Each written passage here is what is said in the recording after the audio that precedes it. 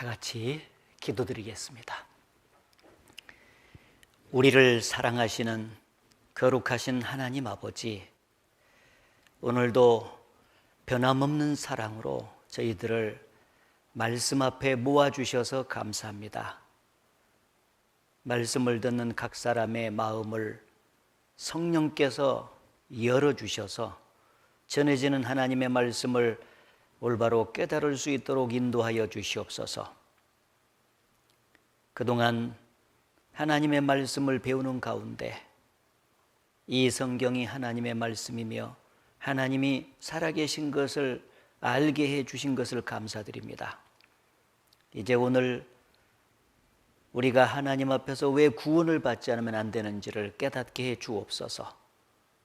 죽음 건너편의 영원한 심판과 지옥 형벌을 받을 수밖에 없는 죄인이라는 사실을 확실하게 깨닫고 그 가운데서 회개하는 심령이 되도록 인도해 주시옵소서. 우리 중에 한 사람도 실족지 않고 모두가 다 구원받고 천국에 들어갈 수 있도록 인도해 주시옵소서. 말씀을 증거하는 사람에게도 성령께서 같이 계셔서 하나님의 말씀을 온전하게 증거할 수 있도록 붙잡아 주옵소서. 예수님 이름으로 기도드렸습니다. 아멘. 히브리서 9장 27절입니다. 히브리서 9장 27절.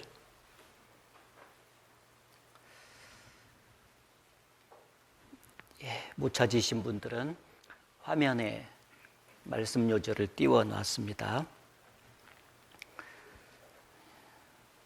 제가 읽겠습니다.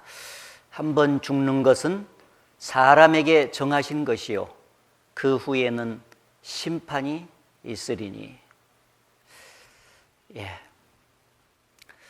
하나님이 주시는 구원을 받고 천국에 들어갈 목적으로 성경을 계속해서 배우고 있습니다.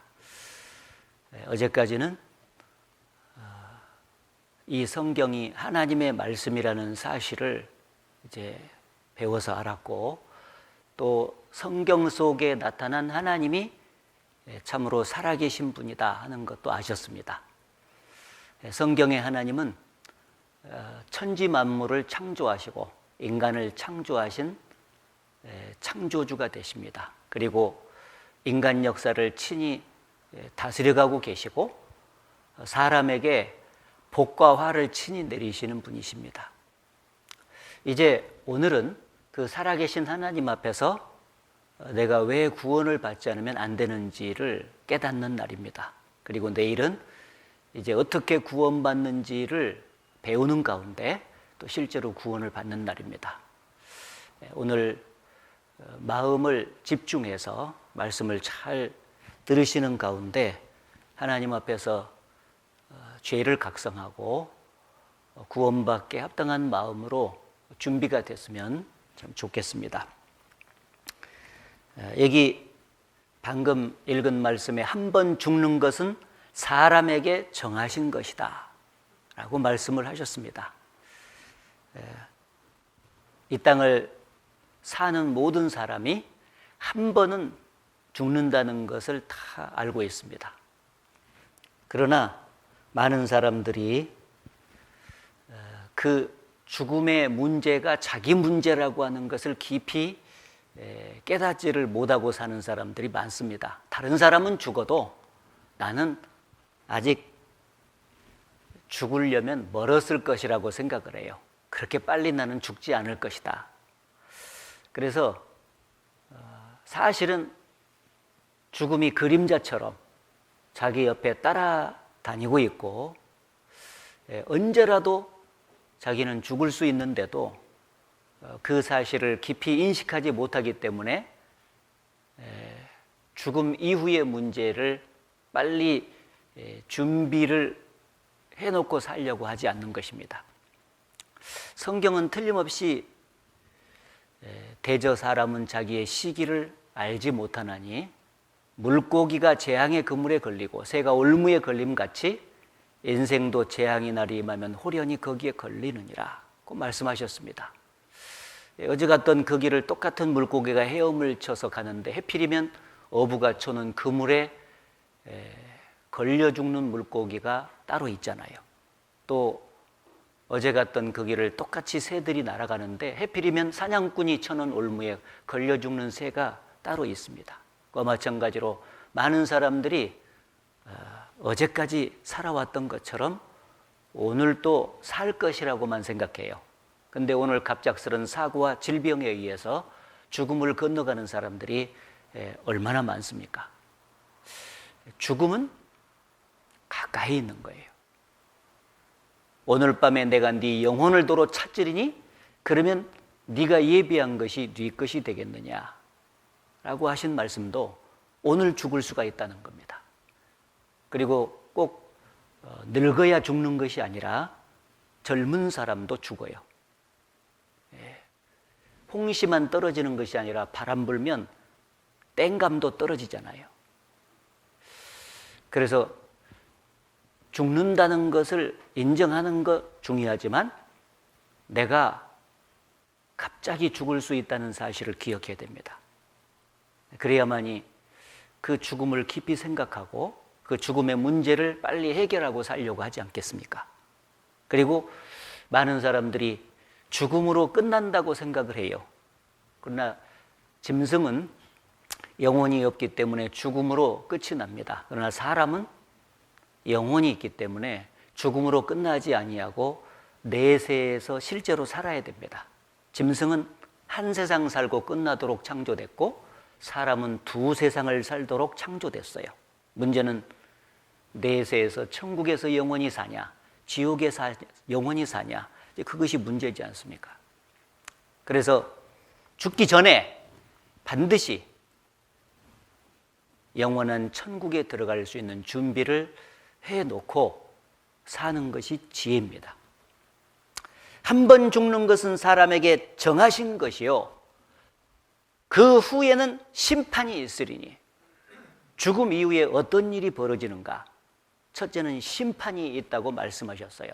이 세상에서 죄를 질 때마다 당장 심판하지 않았던 것은 인생 전체의 죄를 죽음 건너편에 한꺼번에 못와서 심판하시기로 결정하셨기 때문에 그렇게 하신 것입니다. 죽음 건너편에 개인의 심판이 틀림없이 있다는 것을 역사 속에서 죄에 대해서 심판하시는 것을 통해서 보여주셨지 않습니까? 에덴 동산에서 죄를 범한 아담과 하와를 하나님께서 각각 징벌하시고 에덴 동산에서 추방하심으로써 그들을 심판하셨습니다. 노아 시대 때 죄악에 충만한 이 세상을 홍수로 심판하셨습니다. 바벨탑 시대 때 교만한 인간들의 언어를 갈라버리고 전 세계에 그들을 흩어버리심으로써 심판하셨습니다.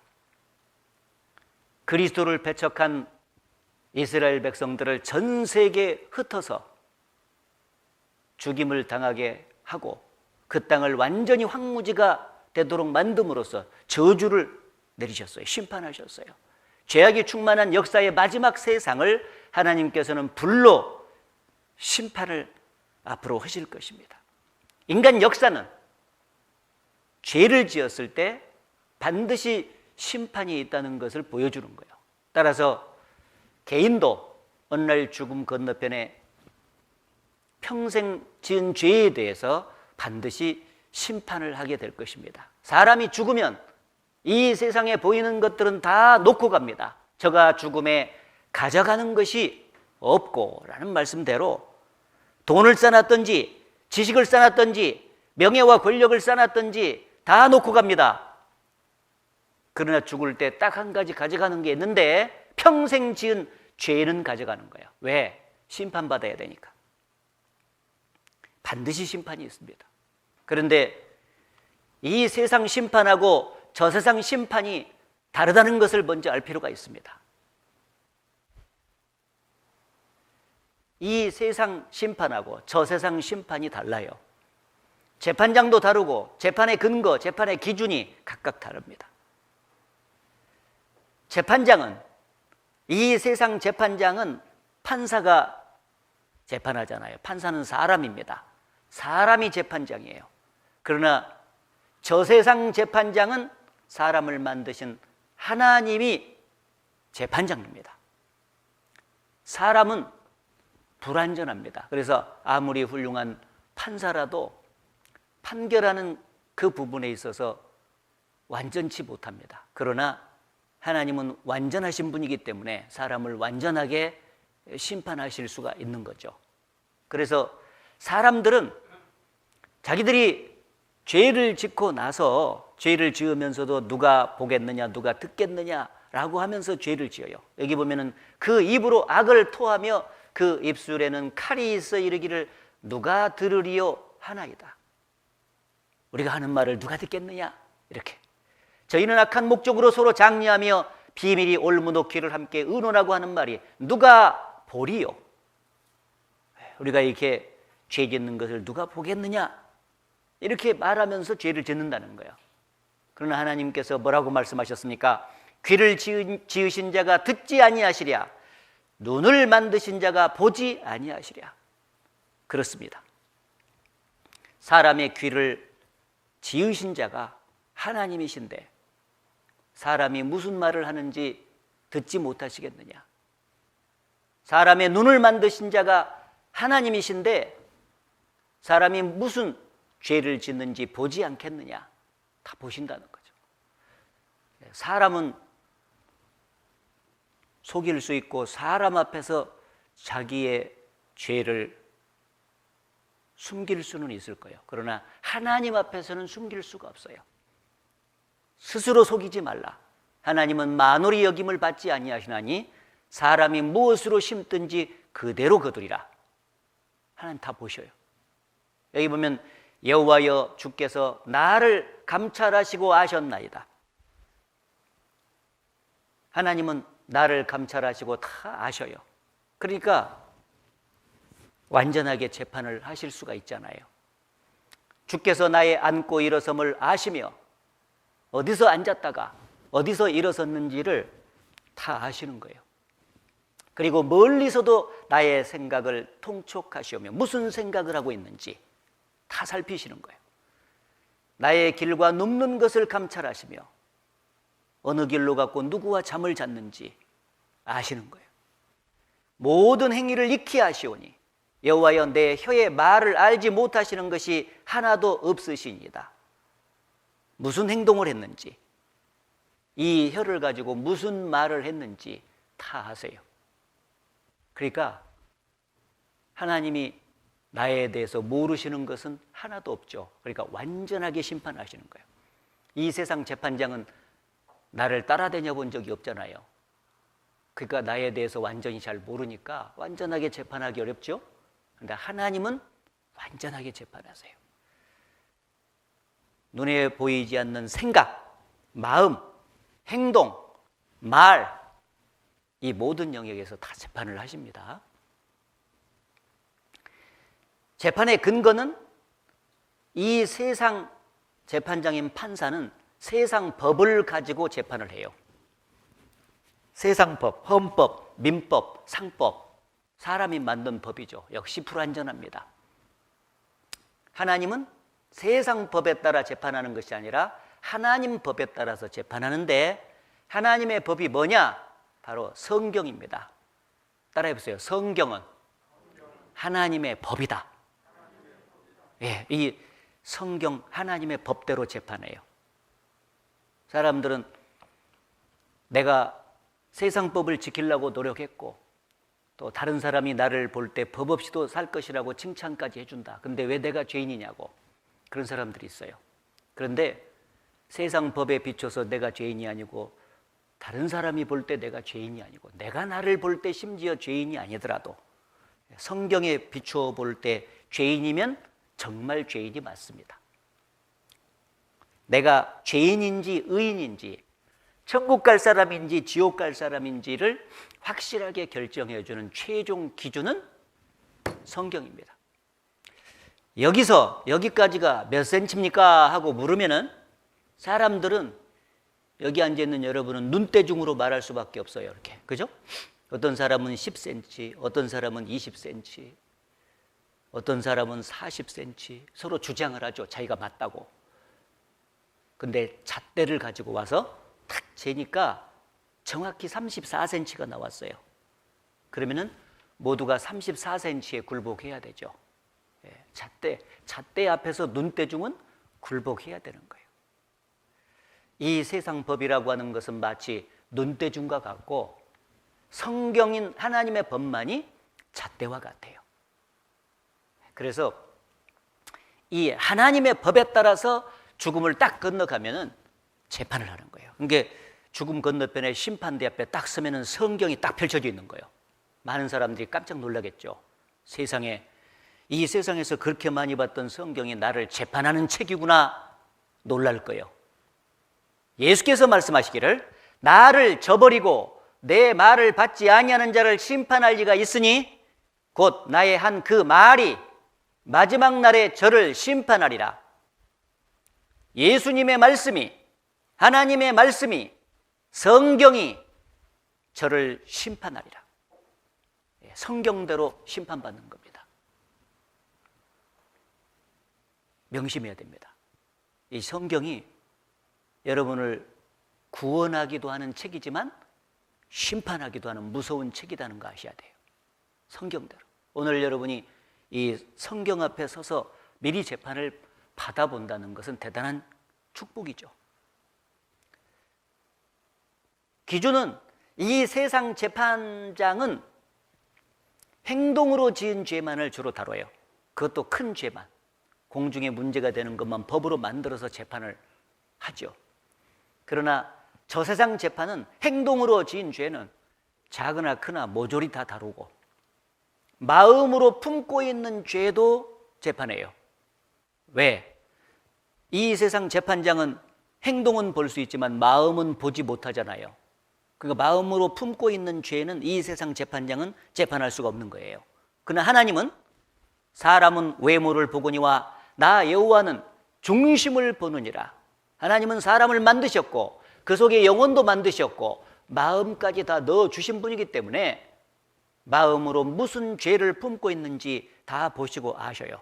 따라서 행동으로 지은 죄와 마음으로 품고 있는 모든 죄를 성경 말씀에 따라 재판하는 것입니다.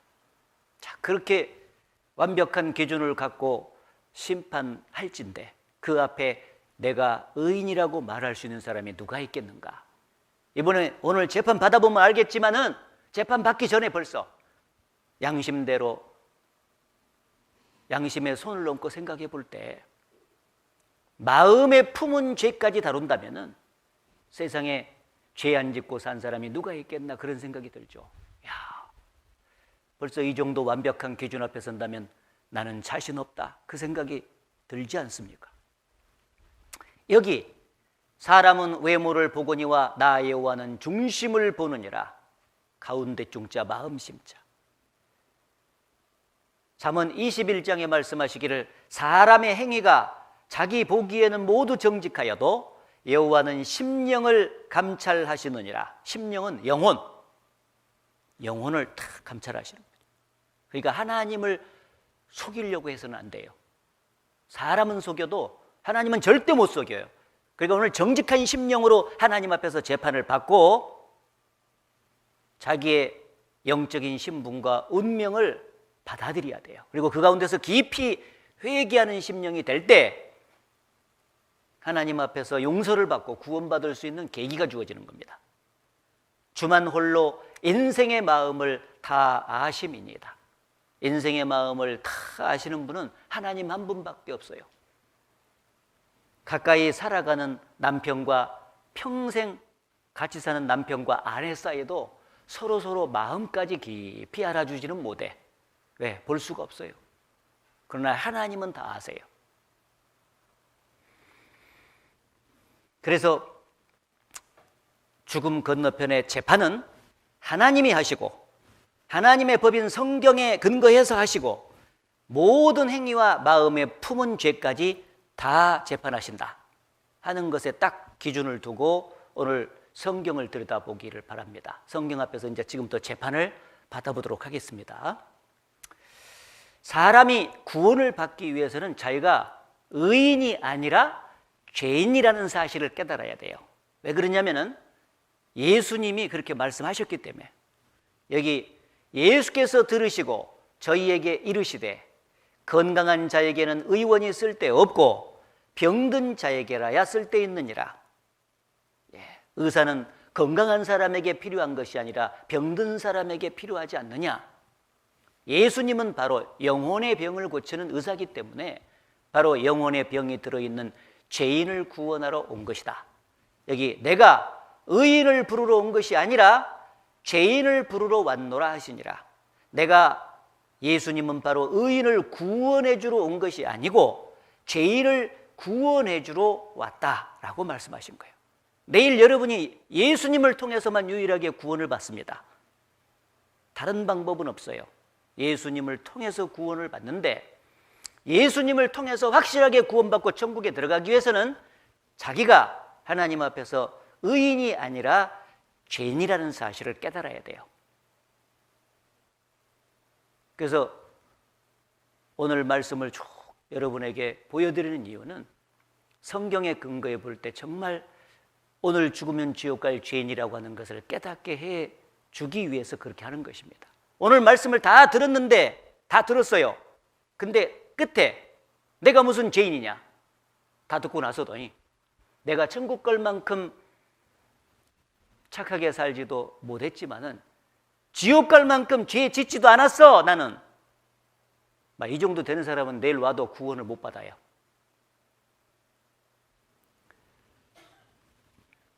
내일 말씀을 듣고 확실하게 구원을 받을 수 있는 사람은 내가 성경 배우기 전까지는 진짜 착한 줄 알았는데 성경 말씀 앞에서 보니까 정말 죄를 많이 진 죄인이 맞고 죽으면 지옥 갈 운명이 틀림이 없구나.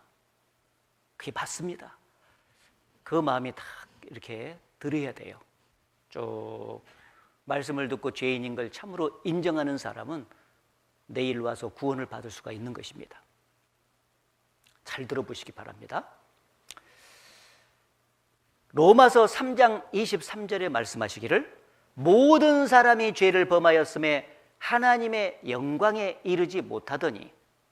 왜 사람이 구원을 받아야 되는가? 모든 사람이 죄를 범한 결과 하나님의 영광에 이르지 못하기 때문에. 하나님의 영광이 거하는 곳이 천국이에요. 구원받지 못하고 사는 모든 죄인은 자기가 지은 죄 때문에 천국도 못 가고 천국에서 하나님이 인간에게 주시려고 하는 하나님의 영광도 상실하고 살고 있는 거예요. 죄를 범한 모든 사람은 하나님의 영광이 거하는 천국에 못 갑니다. 그럼 어디 간다는 얘기냐? 죄를 범한 모든 사람은 천국 반대편에 지옥에 들어가는 거예요. 그러니까 그 가운데서 구원을 받아야 될 필요성이 생긴 것입니다. 건짐받는 거, 구원을 받아야만이 반대편 천국 가니까. 옛날에 제가 상담을 하는데 우리 교회 말고 다른 교회 집사라고 하는 분이 와가지고 상담을 하는데 몇 마디 하다가 제가 다짜고짜 물었죠. 집사님, 천국 갈 자신이 있습니까? 물었더니 아이고 부족해서요. 어떻게 제가 천국 간다고 말할 수 있겠습니까? 목사님 그러더라고. 그러면 지옥 가시겠네요. 그랬더니 설마 지옥일랑 칼납대요? 그러더라고. 이상하죠.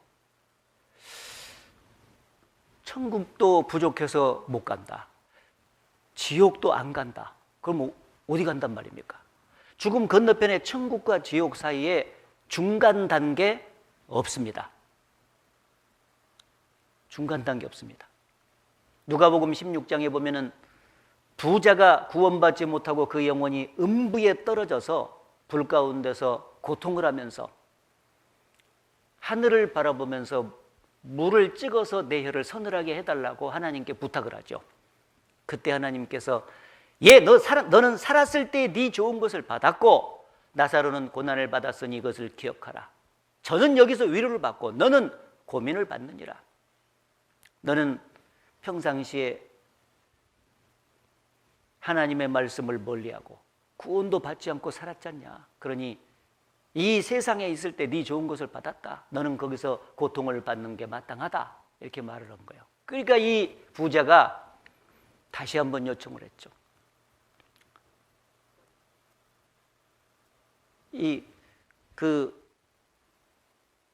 고통 속에 사는 것이 맞다.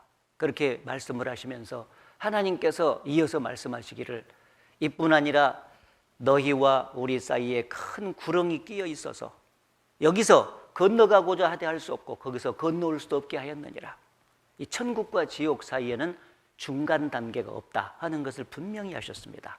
그러니까 자기가 천국에 들어갈 자신이 없으면 구원받은 적이 없다는 뜻이죠. 그러면 반드시 죽으면 지옥 갑니다. 근데 천국도 못 간다는 사람이 지옥도 안 간다고 생각하면은요, 평생 교회당에 다니다가 지옥에 가는 거예요. 반드시 구원을 받을 수 있는 조건은 지옥 갈 죄인인 것을 인정해야만 해요. 내가 살아오면서 착한 일도 많이 했는데 하나님께서 봐주지 않을까요? 성경에 이렇게 말씀했죠. 선을 행하고 죄를 범치 아니하는 의인은 세상에 아주 없느니라. 하나님 보실 때는 지옥 갈 죄인과 천국 갈 의인 두 종류밖에 없습니다. 천국에 갈 수 있는 의인은 하나님 보실 때는 세상에 아주 없다. 하나님 보실 때 없다. 어느 정도 돼야 의인이고 천국 가냐? 하나님 보실 때 선을 행하고 죄를 범치 아니하는 의인이라겠죠. 선도 행해야 되지만 도무지 인생길에서 죄를 범한 적이 없어야 돼요. 한 번도 죄를 범한 적이 없어야 돼요. 근데 이 세상에 많은 사람들 생각해 보세요. 선도 자기 나름대로 행한다고 하지만 죄를 안 짓고 사는 사람은 없을 것 아니냐 그 말이에요. 하나만 죄가 있어도 의인이 될 수가 없거든요. 예, 선을 행하고 죄를 범치 아니하는 사람은 한 사람도 없습니다. 그래서 하나님은 의인은 세상에 아주 없다. 그래서 모든 사람이 죄인이다 그 말이에요. 그래서 결국은 모든 사람이 구원을 받지 않으면 안 된다는 것입니다. 사람들은 이 땅에서 윤리나 도덕을 배우고 또 어떤 사람은 종교도 갖고 하기 때문에 되도록이면은 양심을 따라서 선하게 살려는 마음이 한쪽에 있습니다. 그런데 항상 살아놓고 보면은 계속해서 죄를 져요. 그 사람들이 양심의 갈등을 하면서 항상 생각하는 게 있어요. 깊이 자기 자신을 성찰하는 사람일수록 나는 바르게 살려는 마음이 있는데 왜 실제 살아놓고 보면 자꾸 죄를 지는 것일까? 그게 참 궁금해. 하나님께서 그것을 성경에 가르쳐 주셨어요. 왜 바르게 살려는 마음도 한쪽에 있는데 자꾸 살아놓고 보면 인간은 죄를 짓고 사는가? 그 이유는 어머니 태 속에서부터 태어날 때부터 죄인으로 태어나기 때문이다 라고 가르쳐 주셨어요. 여기 보시면은 시편 51편에 내가 죄악 중에 출생하였으며 모친이 죄 중에 나를 잉태하였나이다. 그 옛날 이스라엘의 유명한 다윗왕, 그는 신앙생활을 참 잘하는 사람이었어요. 근데 어느 날 시험을 받아가지고 큰 죄를 짓고 깊이 회개하고 돌이키는 가운데 이 시편을 썼습니다. 왜 내가 죄를 졌을까? 하나님께서 그에게 깨닫게 해주신 거예요.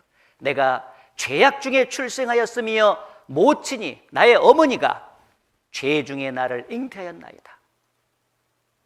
어머니 태 속에서 내가 잉태될 때부터 죄 가운데 잉태가 됐고, 그리고 태어날 때 죄악 중에 출생했다 그 말은 신분이 하나님 보실 때 죄인으로 태어났다 그 말이에요.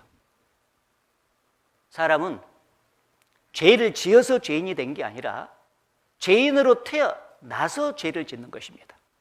죄인이란 말은 죄를 얼마나 많이 짓냐 조금 짓냐 그걸 따지는 것이 아니라 하나님 앞에서의 영적인 신분을 가르치는 겁니다.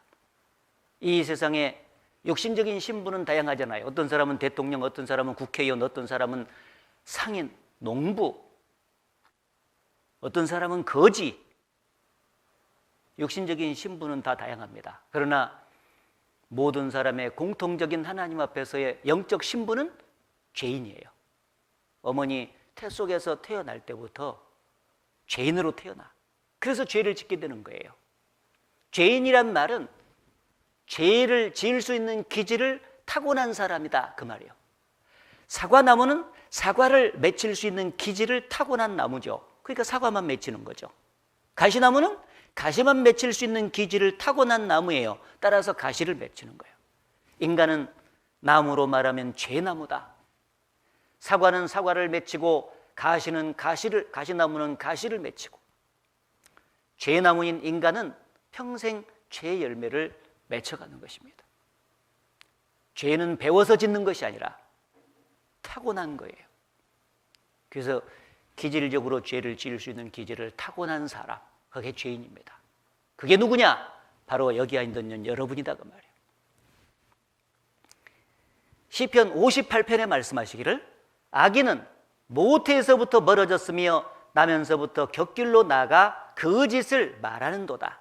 성경의 악인, 죄인은, 사람들은 악인, 죄인 그러면은요, 막 큰 죄를 지어가지고 막 형무소 생활하고 있는 사람, 감옥 생활하고 있는 사람, 지존파, 막가파 같이 말이죠.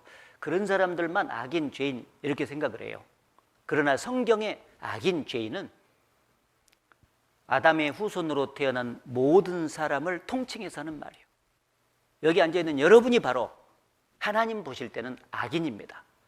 모태에서부터 멀어졌으며 나면서부터 곁길로 나가 거짓을 말하는도다. 태어나면서부터 사람은 죄인으로 태어나요. 하나님을 등지고 태어나 하나님을 떠났어요. 그래서 살아가는 그 걸음걸이가 곁길로 나가서 거짓을 말한다.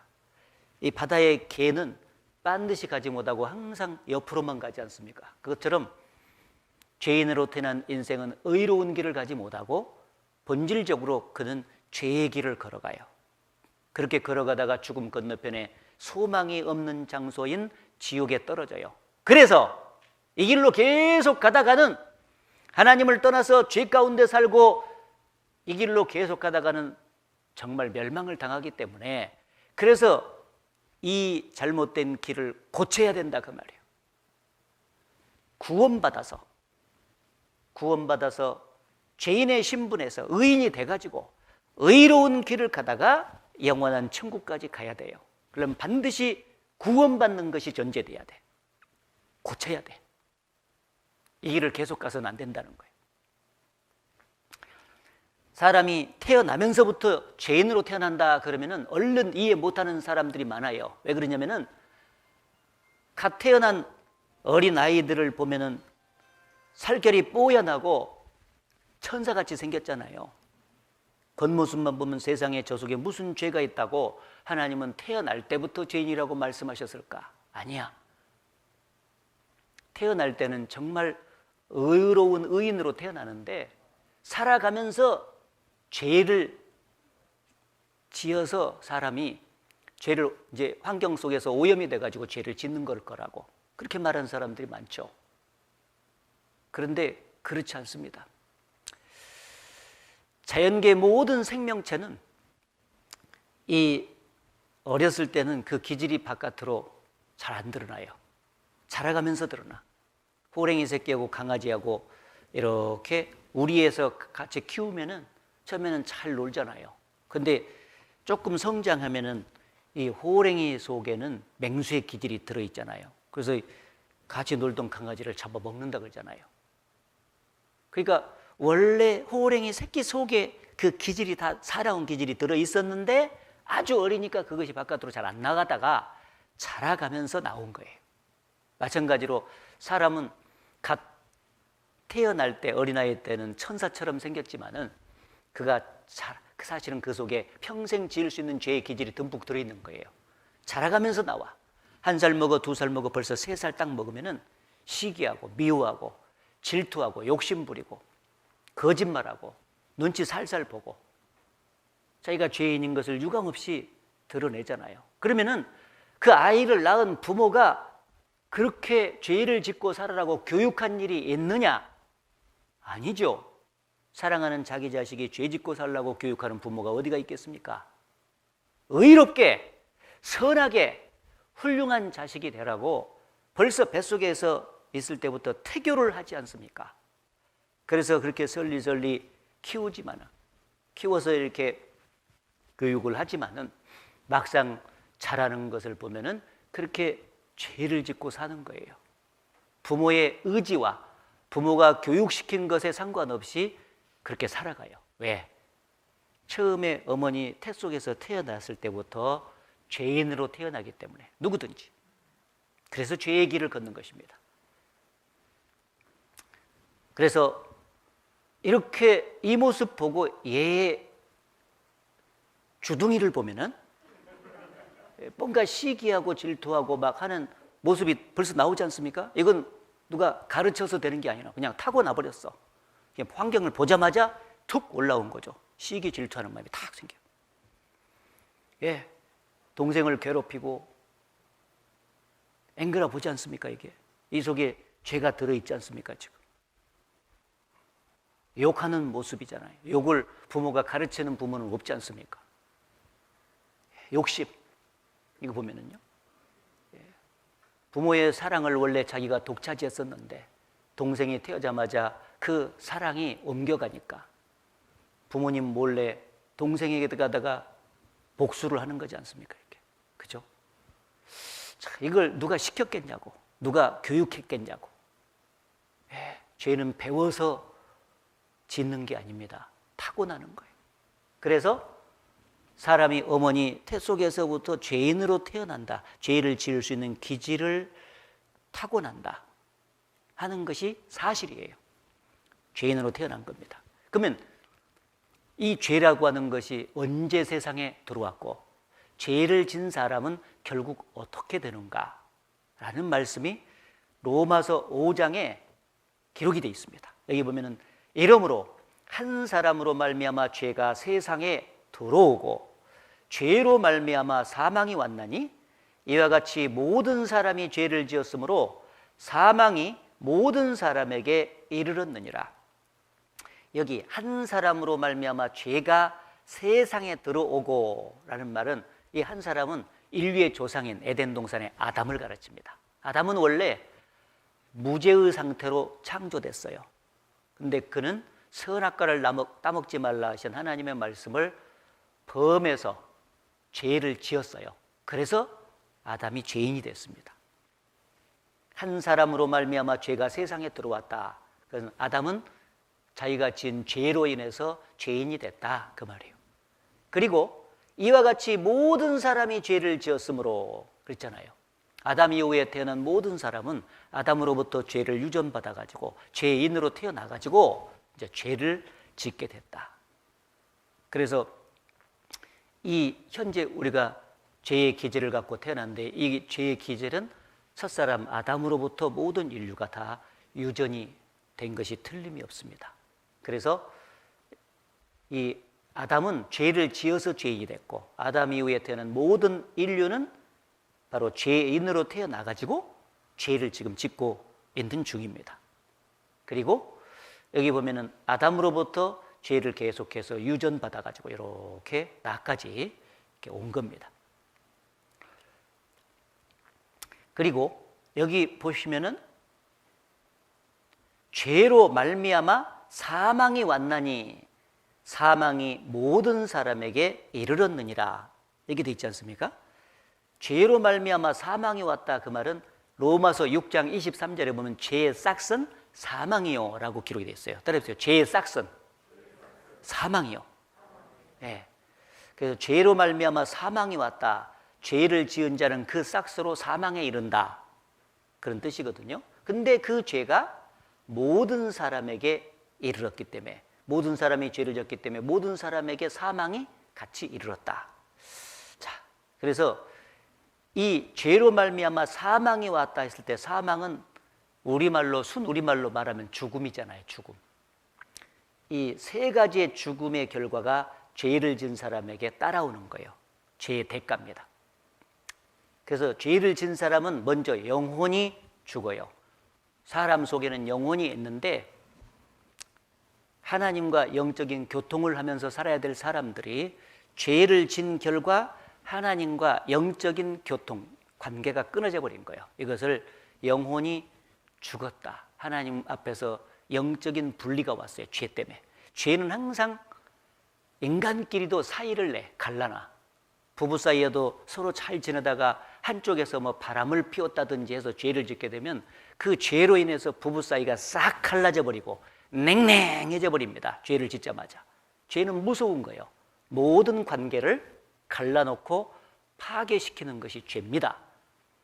그와 마찬가지로 하나님 앞에서 인간이 하나님의 율법을 범한 결과 죄를 지었을 때 하나님과 인간 사이가 영적으로 완전히 관계가 파괴됐어요.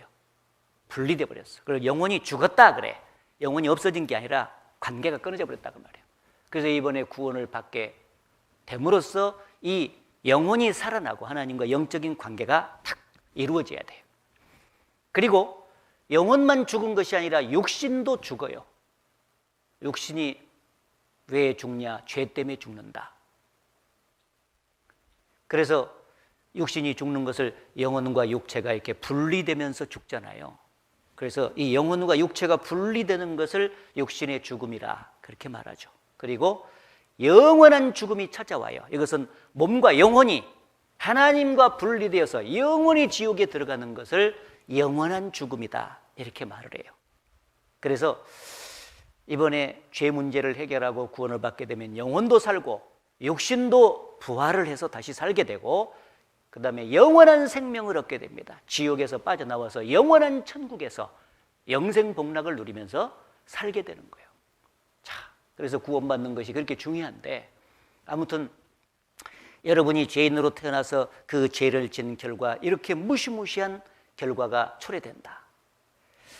코로나 바이러스, 보이지도 않는 그 작은 바이러스 때문에 얼마나 우리가 고생을 합니까? 그래서 그 바이러스를 퇴치하기 위해서 백신도 맞고 치료제도 개발하고 막 그러지 않습니까?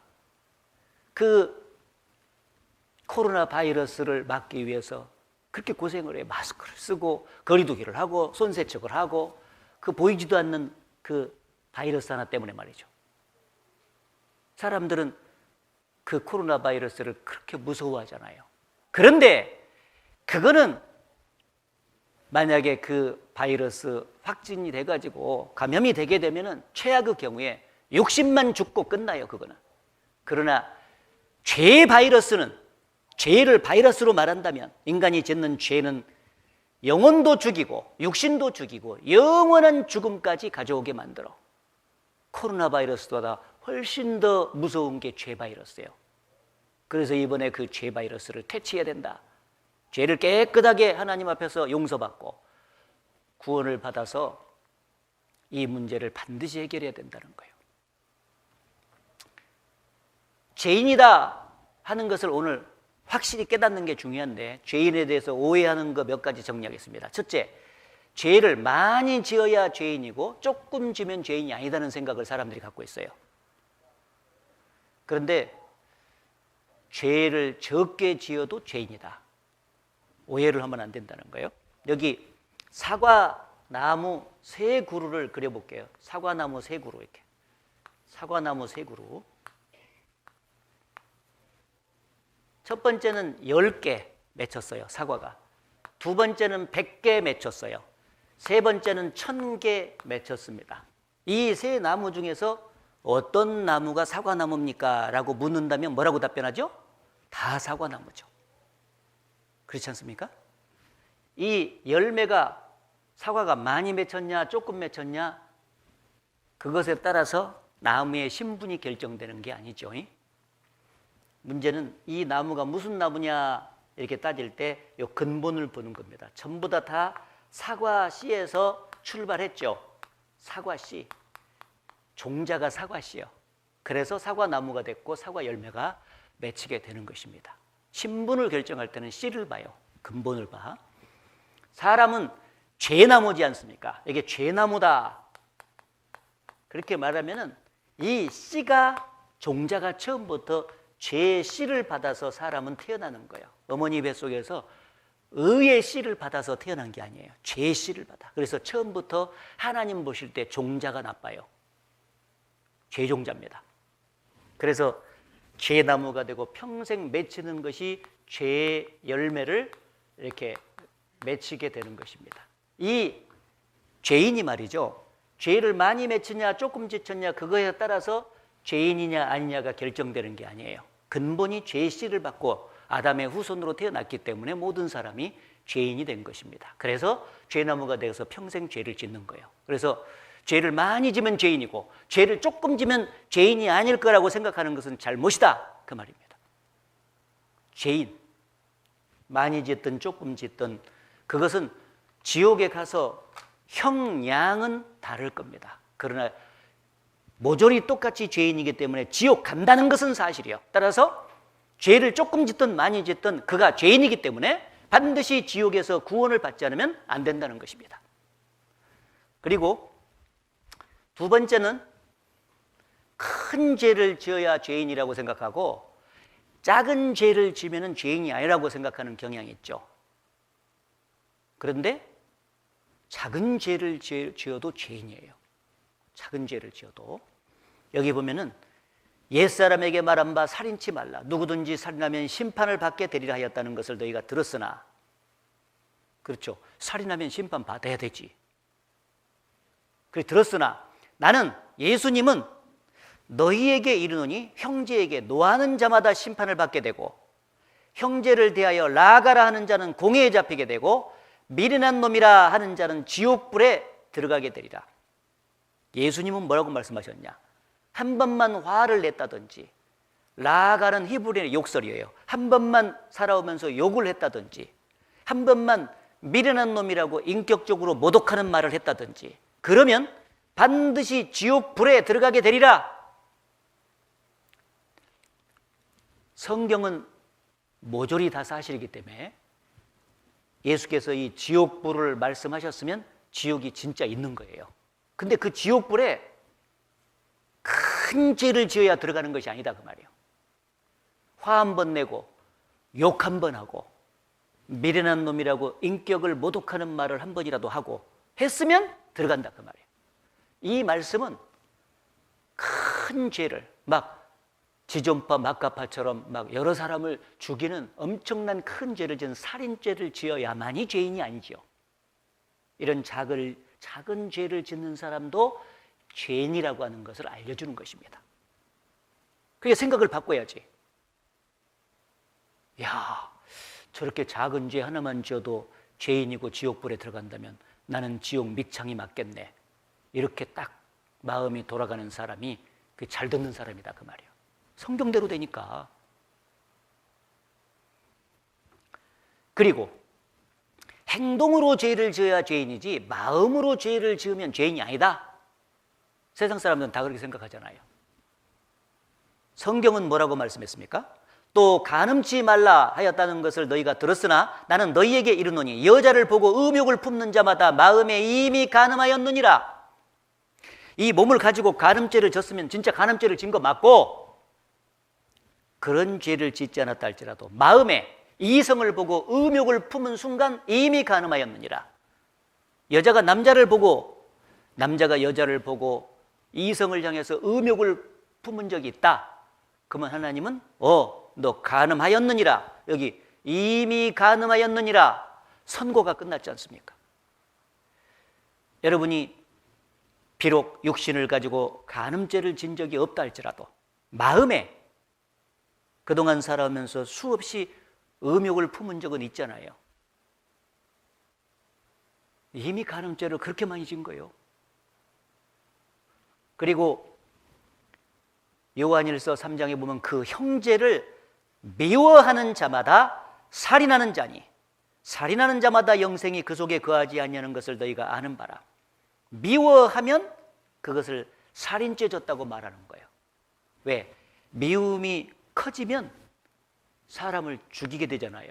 사람들은 마지막에 죽이는 것만 봐요. 너 죽이는 살인죄 졌구만? 근데 하나님은 쭉 와가지고 마음에 벌써 미워하는 마음이 딱 생길 때 너 살인죄 졌다고 딱 선고를 하는 거예요. 그러니까 사람은 행동으로 죄를 지어야만 죄인이라고 생각을 해요. 그러나 하나님은 마음으로 죄를 품고 있어도 그걸 죄로 봐요. 미워하면 살인이라고 말하고, 음욕을 품으면 간음죄라고 말하고, 욕심을 품으면 도적질을 했다고 말해요. 욕심이 커지면 도적질 하잖아요. 마음을 먼저 보시니까 그렇게 말해요. 사람은 외모를 보거니와 나 여호와는 중심을 보느니라. 마음부터 딱 보니까 죄가 가득해 마음속에. 그것이 온 몸을 통해서 행동으로 파생돼서 죄가 바깥으로 나오는 것뿐이다 그 말이에요.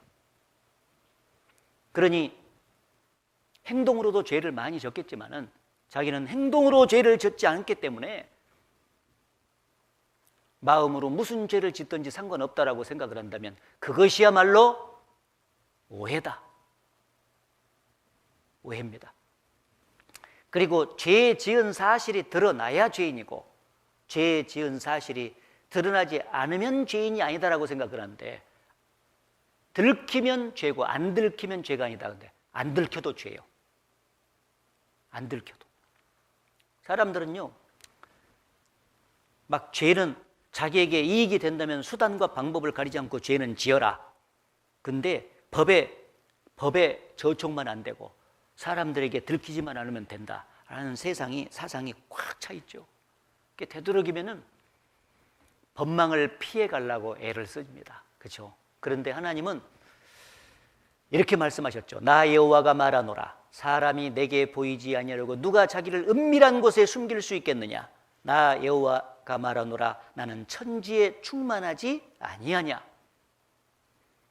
누가 은밀한 곳에 자기를 숨길 수 있겠냐. 하나님이 못 보실까요? 사람들은 칸만 막아지면은 다른 사람이 안 보니까 죄를 지려고 해요. 그러나 하나님은 칸 막아진 게 문제가 아니지 않습니까? 사람을 만드신 분입니다. 되도록이면은 어둠 속에서 죄를 지려고 그래요. 여기 하나님은 사람의 길을 주목하시며 사람의 모든 걸음을 감찰하시나니 악을 행한 자는 숨을 만한 흑암이나 어두운 그늘이 없느니라. 되게 대낮에 죄 짓는 사람이 많잖아. 주로 어두운 밤에 죄를 짓죠. 그늘 속에서 죄를 짓는 사람도 있죠. 그러나 그늘을 만드신 자가 하나님이시고 대낮을 만든 것처럼 밤을 만드신 자가 하나님이십니다. 그런데 어둠 속에서 죄를 짓는다고 그걸 못 보시겠습니까? 다 보신다고. 하나님은 허망한 사람을 아시나니 악한 일에는 상관치 않으신 듯 하나 다 보시느니라. 자, 그래서 죄를 많이 지어도 죄인이고 조금 지어도 죄인입니다. 큰 죄를 지어도 죄인이고 작은 죄를 지어도 죄인이요. 행동으로 죄를 지어도 죄인이고 마음으로 죄를 품고 있어도 죄인이에요. 들켜도 죄인, 안 들켜도 죄인이에요. 어떻습니까? 완전하신 하나님의 기준에서 보면은 정확하게 죄인으로 우리가 태어났고 현재 죄를 짓고 있는 거예요. 이 세상에서 제일 더러운 것이 무엇입니까? 라고 묻는다면 사람들은요 보이는 것 중에서 찾아요. 뭐 시궁창이 더럽다, 똥이 더럽다, 가래침이 더럽다, 송장 썩는 것이 더럽다. 예, 그 다 더럽지요. 그런데 하나님이 보실 때 제일 더러운 것은 그런 게 아니에요. 뭐가 제일 더럽냐? 사람의 마음. 바로 여기 앉아있는 여러분의 마음이 하나님 보실 때 가장 썩었고 냄새가 난다. 더럽다고 말씀하셨어요. 여기 보면은 예레미야 17장 9절에 만물보다 거짓되고 심히 부패한 것은 마음이라 누가 능히 이를 알리오마는 나 여호와는 심장을 살피며 폐부를 시험하고 각각 그 행위와 그 행실대로 보응하나니. 예.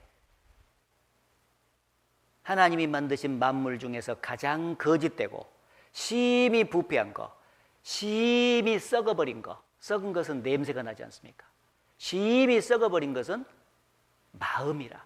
인간의 마음 속에서 만약에 썩은 냄새가 말하면요 서로가 같이 살지를 못할 거예요. 근데 하나님이 그 냄새를 맡으시나 봐요. 심히 부패한 것은 사람의 마음이다. 그래서 인간의 죄는 죄다. 이 더러운 부패한 마음 속에서 출발해서 온몸을 통해서 죄가 나오는 거예요. 죄가 나와.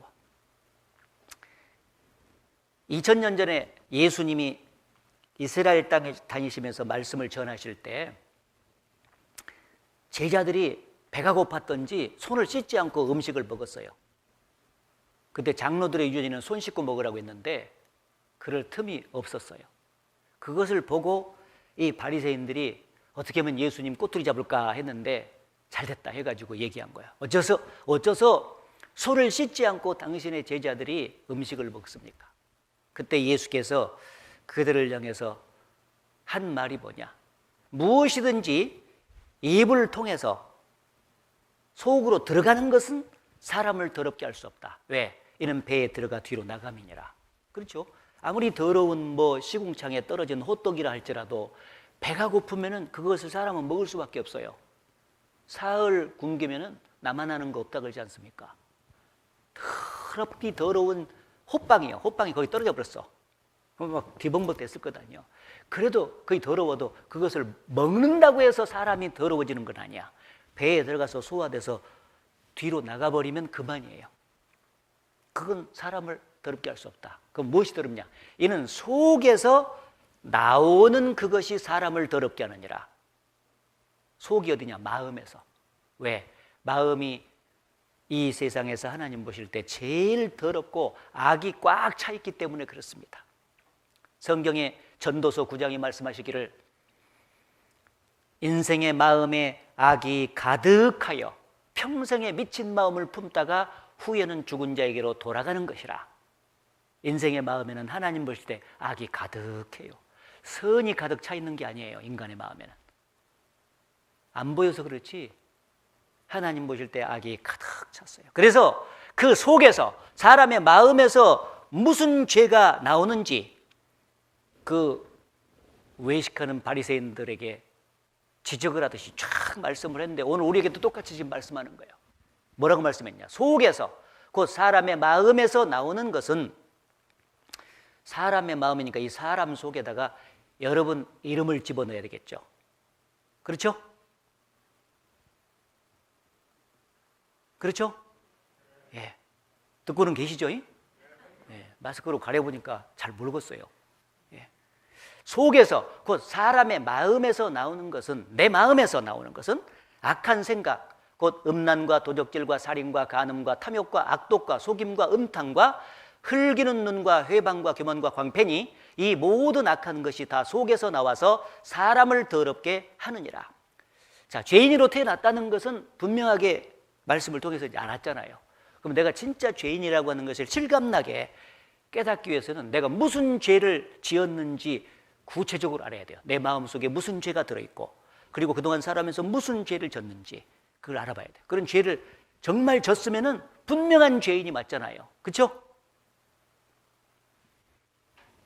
여기 사람의 마음에서 나오는 것은 선한 생각이 나온다고 안 그랬어요. 악한 생각이 나온다. 죄입니다. 그래서 저는 이 여러분 속에서 나오는 이 죄를 잠깐씩만 설명을 해볼 테니까 이런 죄를 그동안 인생길에서 정말 지었는지 이런 죄가 내 마음속에 여러분의 마음속에 있는지 그걸 생각을 깊이 해봐야 돼요. 그래서 그런 죄를 정말 진 것이 사실이라면 하나님 앞에서 맞습니다 하나님. 제가 그런 죄를 현재 마음에 품고 사는 죄인이 맞습니다. 인정을 해야 되는 거예요. 인정을 해야 자기가 죄인인 것이 깨달아지고 그리고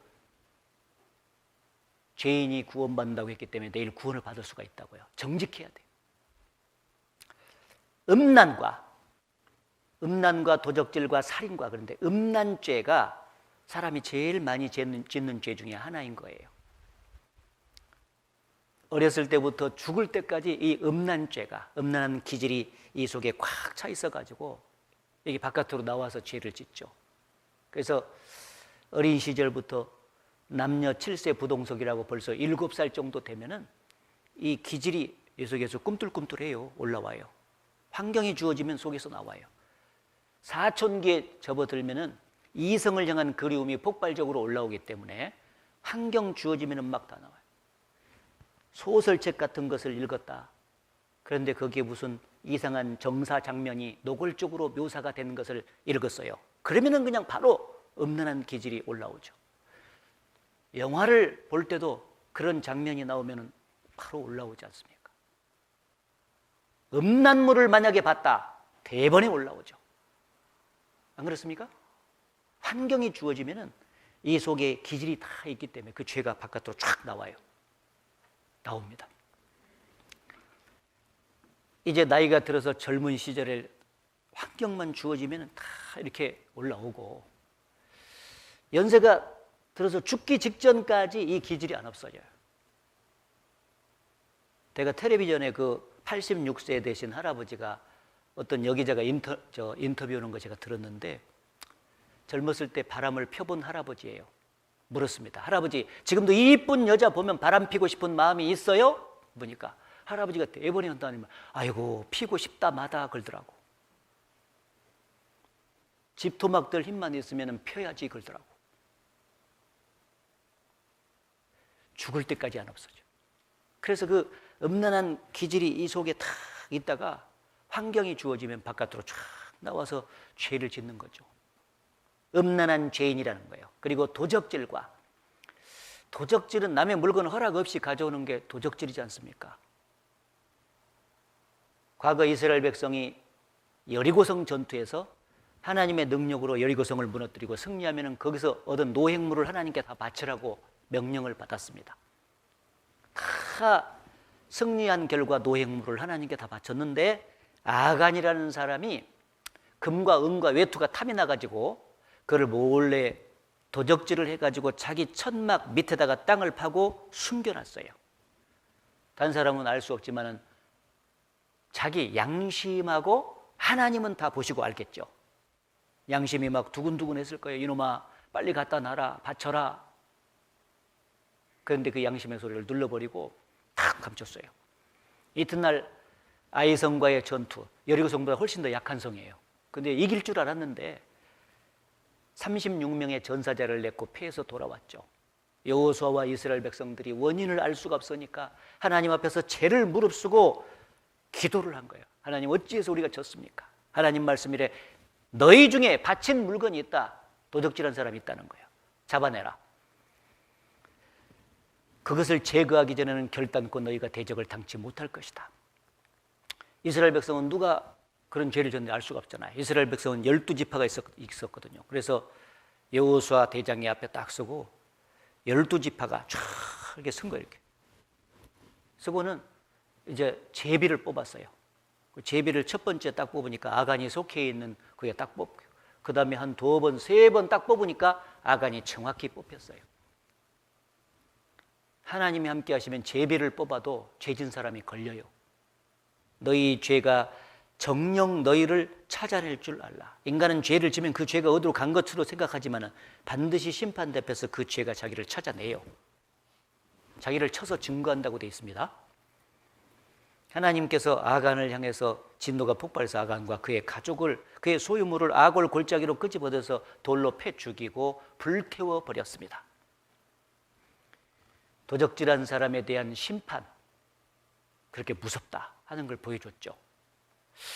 여러분, 부모님의 지갑이라든지 호주머니에서 조그마한 돈이라도 슬쩍 한 적 없습니까? 또 가게, 백화점, 마트 이런 데 가가지고 정상적인 물건값을 치르지 아니하고 슬쩍 물건을 가져온 적은 없습니까? 초원에서 농사를 지면서 옆에 다른 분들 밭에서 상치쌈 하나라도 허락 없이 뜯어온 적은 없습니까? 참외서리, 수박서리, 닭서리, 옛날에는 소도 가져갔대. 하여튼 허락 없이 가져온 적이 있으면 전부 다 도적질이에요. 여기 영상에 70세 된 할아버지가 말이죠, 당뇨병이 드셨는데 인생을 정리하는 마당이었어요. 인생을 쭉 정리하는데 당뇨병이 좀 심해졌던 모양이에요. 그런데 자기가 청년 시절에 이 맹장염 수술을 한 거예요. 그런데 돈이 없어가지고 사정사정해서 수술을 했는데 그 입원비가 없어가지고 수술비도 낼 수도 없어가지고 수술만 하고 몰래 도망을 쳐서 나온 거예요. 몸은 병원에서 자유함을 얻었는데 양심이 그 수술비를 갚지 않고 떼먹은 죄잖아요. 거기에 탁 박힌 거예요. 그게 젊은 시절에 그런 죄를 졌었는데 그게 크게 박혔어. 대개 사람은 죄가 자기가 양심이 큰 죄라고 생각할수록 안 잊혀지거든요. 탁 박혀있어. 작은 죄들은 수없이 졌는데 다 잊어먹고 큰 죄는 탁 박혀있어요. 대개 내가 그런 죄는 안 졌어야 되는데 그런 마음이 들어. 큰 죄일수록. 근데 이 할아버지가 인생을 정리하는데 그게 딱 생각이 나는 거예요. 그러니까 너무 양심에 가책이 돼가지고 그 원장님께 수소문해가지고 편지를 썼어요. 500만 원짜리 수표를 동봉해가지고 제가 이만약 씨하고 젊었을 때 이렇게 해서 떼먹었어요. 원장님께 용서를 구합니다. 하고는 동봉을 해서 보냈잖아요. 죄가 젊은 시절에 지었는데 죽음에 임박할 때까지 따라가잖아요. 그러면 하나님 앞에서 모든 죄를 용서하지 못하고 죽음을 건너가면 그 죄가 죽음 건너편까지 따라가는 거예요. 이 사람은 정말 불행해. 왜? 이제 심판받을 일밖에 없잖아. 죽기 전에 죄는 지었지만 그 죄를 다 용서를 받고 가야 돼요. 용서를 받고. 그래야 평안히 죽음을 건너갈 것 아니냐고. 죽음 건너편까지 자기 죄가 따라가는 사람은 이 세상에서 가장 불행한 사람이 되는 것입니다. 그런데 구원받지 못한 사람 그 죄가 따라가거든요. 음란과 도적질과 도적질한 죄인, 음란한 죄인, 살인은 남을 죽이는 게 살인이에요. 근데 죽인 적이 없어도 낙태 수술한 적이 없으면 살인이에요. 사람들은 낙태 수술이라고 말하는데 낙태 살인이죠. 밖에서 사람을 죽으면 살인이고 자궁 안에서 아이를 죽이면 수술입니까? 엄연히 생명을 죽이는 거예요. 정자와 난자가 만나서 생명이 시작되면서 이미 사람인 거예요. 자라지만 않았을 뿐이지. 근데 원치 않는 임신이 됐다고 그래가지고 자라가고 있는 중에 그냥 산부인과 의사의 손을 빌어서 과감하게 죽이지 않습니까? 이 낙태 수술 현장을 고방하는 그 비디오 테이프를 보면은 아이가 본능적으로 피하면서 이 수술 도구가 탁 자기를 찝으면요 그렇게 고통스러워하는 모습을 볼 수가 있습니다. 그건 살인이죠. 지금 오늘 우리 시대에 밖으로 태어나가지고 빛을 보는 아이하고 태어나지 못해서 빛을 보지 못하고 어둠 속에서 죽어가는 아이들의 숫자가 엇비슷해요. 지금 앞으로 가면 갈수록 이 빛을 보지 못하고 낙태 살인으로 죽는 아이들이 더 많을 거예요. 사람이 그렇게도 무시무시하게 살인죄를 져요. 그래 놓고도 뻔뻔스럽게 착한 일 자기 보기에 뭐 조금 했다고 고아원 양로원 같은 데 가가지고 착한 일 했다고 사람들이 볼 때는 칭찬을 해주죠. 그러나 하나님이 보실 때는 야, 이 위선자야, 너 한 달 전에 네 자식을 죽였잖아, 딱 말하는 거예요. 그 겉에 보이는 선으로 낙태 수술한 것을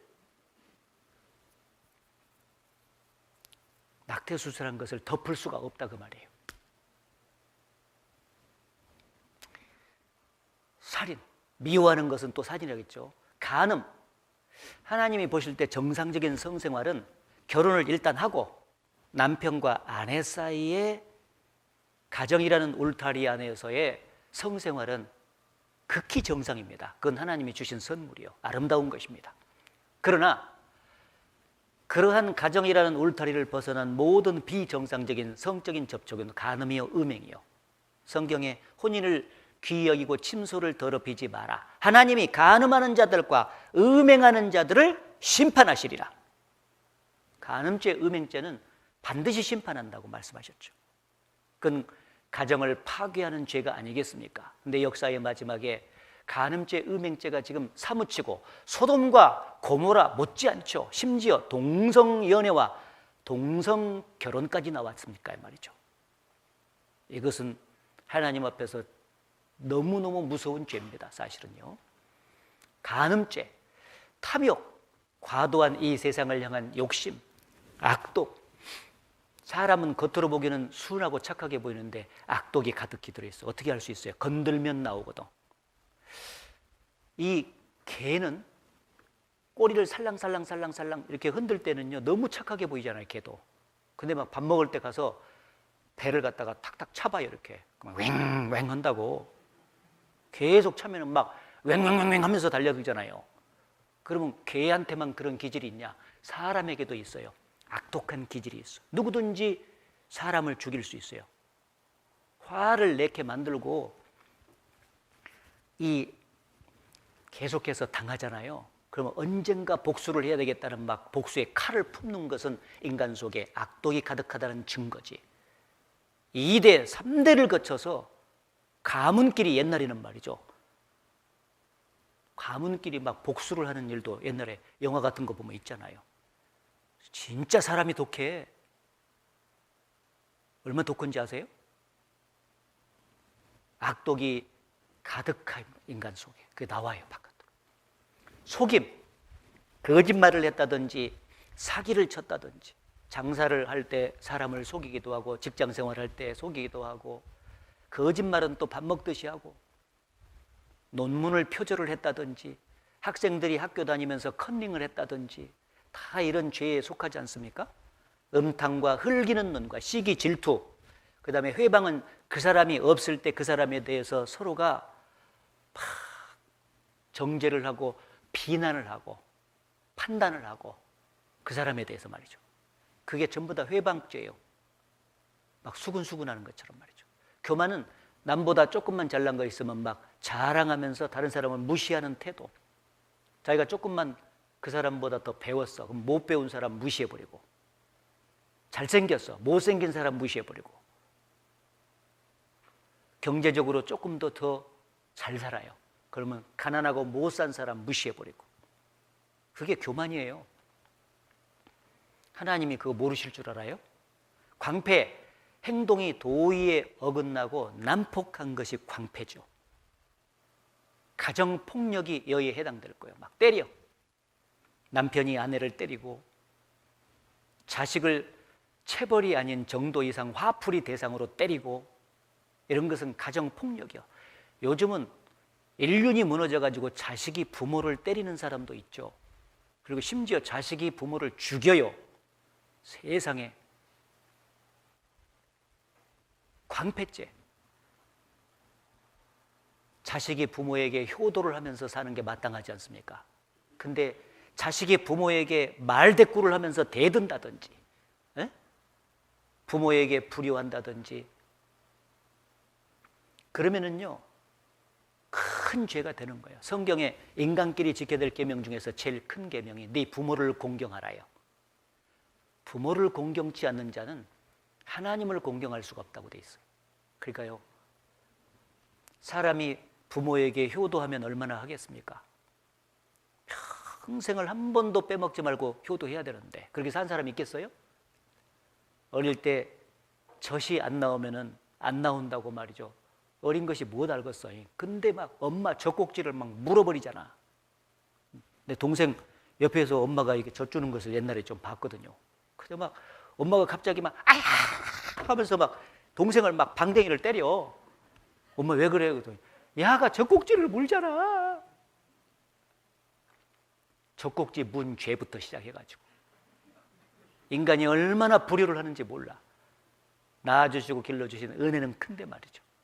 하여튼 부모에게 불효죄만 해도 지옥 가기에 합당해. 얼마나 인간이 약한지 몰라요.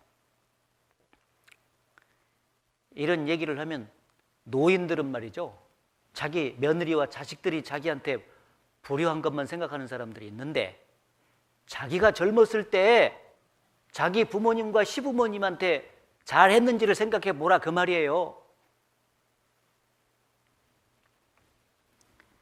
이 모든 악한 것이, 이런 죄가 다 속에서 나와서 사람을 더럽게 하느니라. 예, 이 악한 마음에서부터 출발해서 온 몸으로 죄가 나와요. 그래서 로마서 1장에 보면은 이 21가지 죄가 이렇게 파생이 돼서 이 같은 죄를 짓는 자는 사형에 해당하다고 하나님이 정해놨다. 사형수요. 영적 사형수. 죽으면 그냥 그대로 지옥에 집행이 되는 거예요. 사형수. 이 세상에 사형 집행 날짜만을 기다리는 사형수는 얼마나 두렵습니까? 죄인은 마음속에 수많은 죄가 가득하고 그리고 온몸으로 죄를 지잖아요. 그래서 그 죄 때문에 어디 갈 것이니까 딱 결정이 됐다니까요. 사람은 이렇게 죄를 많이 짓기 때문에 본성적으로 이 죄를 뭔가 자기 나름대로 포장을 해보려고 그래. 덮으려고 그래. 그래서요, 어떤 사람은 이 사회적 위치를 가지고 이 마음에 가득한 악을 포장해 보려고 그래요. 가문이라든지 학벌이라든지 직위, 권력, 부를 통해서 말이죠. 어떤 사람은 도덕적으로 선을 행해가지고 이것을 포장하려고 그래. 구제나 자선이나 봉사. 어떤 사람은 교회에 다니면서 기도, 11조, 헌금, 교회 출석 등 종교적인 열심을 가지고 이것을 포장해 보려고 하죠. 그러나 하나님 앞에서는 포장이 안 돼요. 양파 껍질 벗기시듯이 다 벗기면 그대로 더러운 악이 가득한 마음이 나오죠. 종교적인 열심 베끼고 도덕적인 선도 베끼고 사회적인 위치도 베끼면 만물이 벌거벗은 것까지 드러나느니라는 말씀처럼 하나님 보시기에 악이 가득한 마음이 다 드러나요. 우리의 죄된 모습이 그대로 드러난다 그 말이에요. 속일 수 없어요. 이 두 컵 중에서 어느 컵으로 마시고 싶습니까? 그러면 겉모습 보고 판단하면 종이컵보다는 사기컵으로 먹고 싶은 마음이 들어요. 이왕이면 다 웅침하니까. 예. 그런데 보여줬습니다. 안을. 그리고 어느 쪽으로 마실래요 하면은 누구나 종이컵으로 마신다 그래. 왜? 사람도 겉모습과 상관없이 속이 더러우면 다 더럽게 치부려 그래. 아유 더러운 거. 아유 겉은 얼마나 아름답냐고. 요 겉이 요 아름답잖아요. 근데 속을 안 봤을 때는 겉모습만 보면 아 사기컵으로 나 마실란다. 그런데 보면은 안 마신다 그래. 사람도 속이 더러우면 다 더럽게 보잖아요. 하나님도 겉모습이 아무리 깨끗하다고 할지라도 마음이 악이 가득하기 때문에 인간을 진정한 의미에서 깨끗하게 볼 수가 없는 것입니다. 그리고 이 더러운 마음에서는 더러운 것이 나올 수밖에 없어요. 여러분 이 더러운 것에다가 깨끗한 물을 부숴가지고 따르면은요 오리지널 깨끗한 물이 나오는 게 아니잖아요. 이 속에 더러운 것이 있는 만큼 섞여가지고 더러운 물이 나오는 것입니다. 그렇죠? 그래서 하나님께서 말씀하시기를 누가 깨끗한 것에서 더러운 것, 깨끗한 것을 더러운 것 가운데서 낼 수 있으리까? 하나도 없나이다. 예, 더러운 것에서는 더러운 거 나오고 깨끗한 것에서는 깨끗한 것이 나오지 더러운 것에서 깨끗한 것을 낼 수는 없다. 따라서 더러운 마음을 가지고 사는 인간은 결코 깨끗한 행위를 할 수가 없다는 거예요. 하나님 보실 때. 인간이 그걸 알아야 된다는 거죠. 그래서 하나님 보실 때 의인은 없다. 진정한 의미에서 선을 행할 수 있는 인생은 없다. 하나님 표준에 도달할 만큼 깨끗한 선을 행할 수는 없는 것이에요. 뭔가 더러운 것이 묻어있는 선이에요. 그래서 순금이 24K예요. 24K를 순금이라 그래. 근데 이게 불순물이 이렇게 묻어 있는 만큼 18K, K수가 좀 작아져 이렇게. 14K, 10K 이렇게 작아져. 그러면 이게 가치가 떨어지는 거예요, 이게. 섞여 있기 때문에. 인간의 선이라고 하는 것은 24K 깨끗한 순금과 같은 선이 아니에요.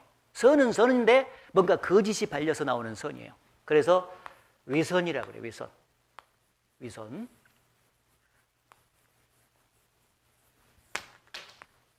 위선. 거짓 위자를 써서 위선이라고 그래요. 그래서 자기는 선이라고 하고 인간들은 선행을 했다고 하지만 하나님이 보실 때는 깨끗한 선이 아니에요. 뭔가 묻어있는 선이에요. 그래서 그 위선으로 인간의 죄를 닦을 수는 없다 그 말이에요. 그래서 여기 대저 우리 일은 다 부정한 자 같아서 우리의 의는 다 더러운 옷과 같다. 예, 우리의 의, 선도 하나님 보실 때는 누더기와 같다는 거예요. 하나님 앞에서 사람이 어찌 의롭다며 부녀에게서 난 자가 어찌 깨끗하다 하랴. 하나님의 눈에는 달이라도 명랑치 못하고 별도 깨끗이 못하거든 하물며 벌레인 사람 구더기인 인생이랴. 하나님 보실 때 인간은 구더기와 같다. 구더기가 아무리 사람하고 같이 살고 싶어가지고 샴푸로 목욕을 하고 그 다음에 아카시아 향수도 뿌리고 사람이 좋아할 것만 같은 선물 한 꾸러미 마련해서 사람한테 갖다 주면서 같이 살자고 해도 사람이 받아줄 수 있겠어요? 그래도 구더기이기 때문에 밟아버려요. 구더기가 사람하고 같이 살려면 사람으로 바뀌어야 되는 거예요. 그 길 이해는 없는 거예요. 죄인인 인간이 죄 없는 하나님과 함께 천국에 살기 위해서는 죄를 그대로 가지고는 못 살아. 천국에 못 가. 죄를 깨끗하게 씻음받고 죄 없는 상태가 딱 돼야만이 죄 없는 하나님과 함께 천국에 살 수 있는 거예요. 근데 인간은 구더기와 같다 그 말이에요. 의인은 없나니 하나도 없고 선을 행하는 자는 없다. 주의 종에게 심판을 행치 마소서. 주의 목전에는 하나님의 눈앞에는 의로운 인생이 하나도 없나이다. 의로운 인생이 하나도 없는데 고지고대로 심판하면 누가 천국 갈 수 있습니까? 제발 심판을 행치 마소서. 이런 마음이 든다 그 말이에요. 이렇게 했는데도 나 죄 없다, 나 심판 안 받는다, 그런 사람은요, 여기 보라 네 말이 나는 죄를 범치 아니었다 함을 인하여 내가 너를 심판하리라. 나 죄 없어. 그래?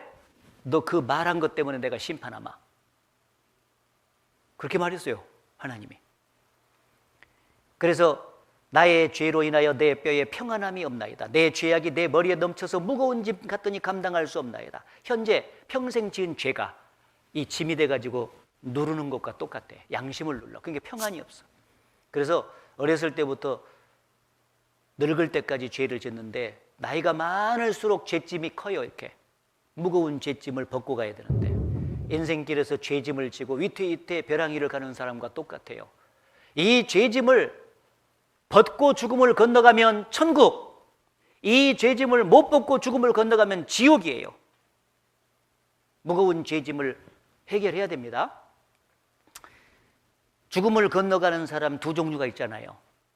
죄짐을 완전히 벗고 죄를 용서받고 죽음을 건너간 사람은 이렇게 평안히 죽잖아요. 영혼이 빠져나가는데 초행길에 하나님께서 천사를 보내서 데려가시는 거예요. 영원한 천국에서 그때부터 영원히 하나님을 찬양하면서 행복하게 살죠. 나 오랫동안 바라던 저 천국 들어가 무성도들과 영원히 주 찬양하리니 주께서 나의 눈물을 다 씻어 주시네. 정말 아름다운 곳. 그곳에 갑니다. 죄를 벗어야 가. 죄를 못 벗고 죽었다. 그러면 이렇게 비참해집니다. 가자 하는데 이 사람 평시 돈밖에 모르고 술 퍼먹는 데만 신경 쓰고 친구들하고 노는 데만 신경 썼지 구원받으라고 해도 죄 벗어야 된다고 말해도 신경 안 썼어요. 그러다가 어느 날 죄를 벗지 못한 상태에서 죽음을 건너가니까 심판받고 지옥 들어갈 것이 보이니까 너무너무 무서워하는 거예요. 여러분 이렇게 가고 싶습니까? 알아서 오세요. 이제 죽음을 딱 건너가면 심판을 받는데 어떻게 심판받는지 안 가봤으니까 우리가 알 길이 없잖아요. 그래서 사도 요한에게 심판받는 모습을 환상으로 쫙 보여줬어요. 미리 그걸 성경에 기록해놨어요. 그러니까 우리는 안 가봐도 그걸 딱 보고 아 내가 이렇게 심판받는구나 하는 걸 알 수 있습니다.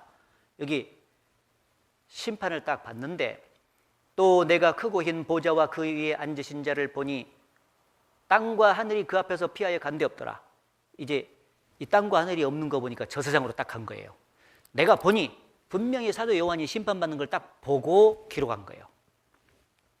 죽은 자들이 물론 대수하고 그 보좌 앞에 섰는데 예외 없이 죽은 자들이 보좌 앞에 서서 심판을 받는 거예요.